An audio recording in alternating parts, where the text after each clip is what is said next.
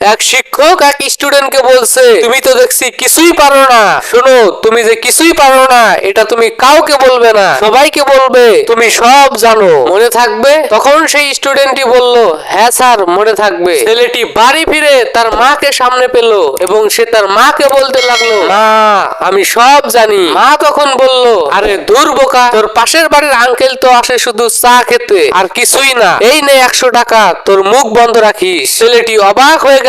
পরে সে তার বড় বোনের সামনে গিয়ে দাঁড়ালো আর বলল, দিদি, আমি সব জানি। আর বোন তখন তাকে বলতে লাগলো, বাদর ছেলে কোথাকার, তোর রাজু দা তো শুধু আসে পরীক্ষার সাজেশন নেওয়ার জন্য, এর বেশি কিছুই না। এই নে 200 টাকা, কাউকে কিছু বলবি না কিন্তু। ছেলেটি তখন তার ভাবির সামনে গিয়ে দাঁড়ালো আর বলল, ভাবি, আমি সব জানি। তখন তার ভাবি বলল, এক চর মেরে দিব, সব জানিস তো মুখ খুলিস কেন? এই নে 500 টাকা, কাউকে কিছু বলবি না কিন্তু। ছেলেটি তো খুশিতে আত্মহারা। তখন সে তার পাশের বাড়ির প্রতিবেশীকে গিয়ে বলল, কাকু কাকু, আমি সব জানি। প্রতিবেশীটি তখন বলতে লাগলো, সব জানিস যখন, তখন আর কাকু কাকু বলে ডাকিস কেন? আয় খোকা, আমার বুকে আয়।